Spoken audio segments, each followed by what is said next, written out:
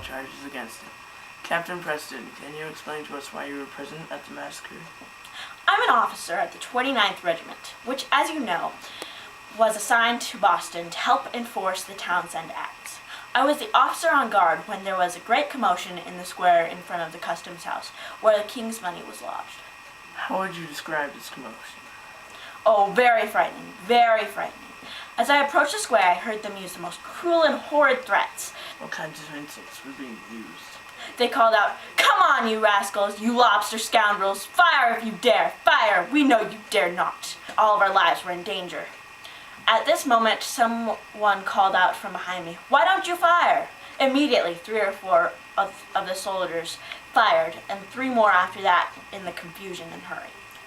None of us were accused of murder. 2 of my men were charged of manslaughter. Given the choice of being hanged or branded on their thumbs, they chose the branding. I can understand why. Well, that concludes our interview this evening. Thank you, Captain Preston, and good night, everyone.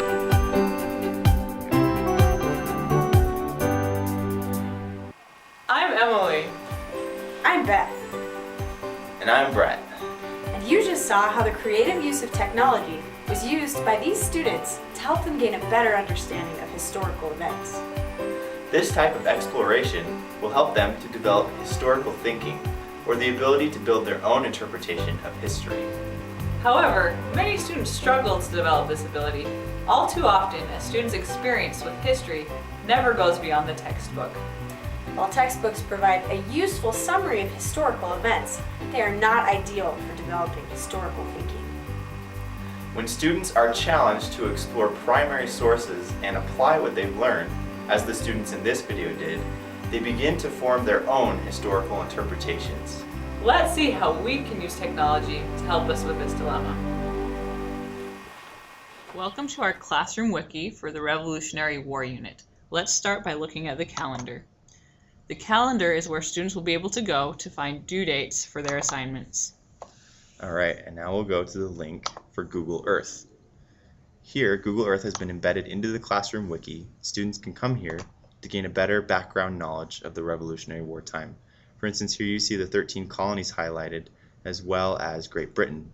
And each one of these place markers has information about important places and events that took place during this time. Next, we'll go to our primary sources page. In this part of our wiki, we have many different and important documents, first from the revolutionist perspective. Then later we have documents from the loyalist perspective that give students a greater understanding of the differences of opinion that existed at the time period. For example, here on this website we have letters from a captain in the British Army. Also, we have a link to go to dictionaries online where English language learners can go to their own language and find words that confuse them from the primary source documents. Alright, and now we'll go to the interviews from the past link. This is a creative way for students to synthesize the knowledge they've gained from the primary sources and allow them to share it with their classmates.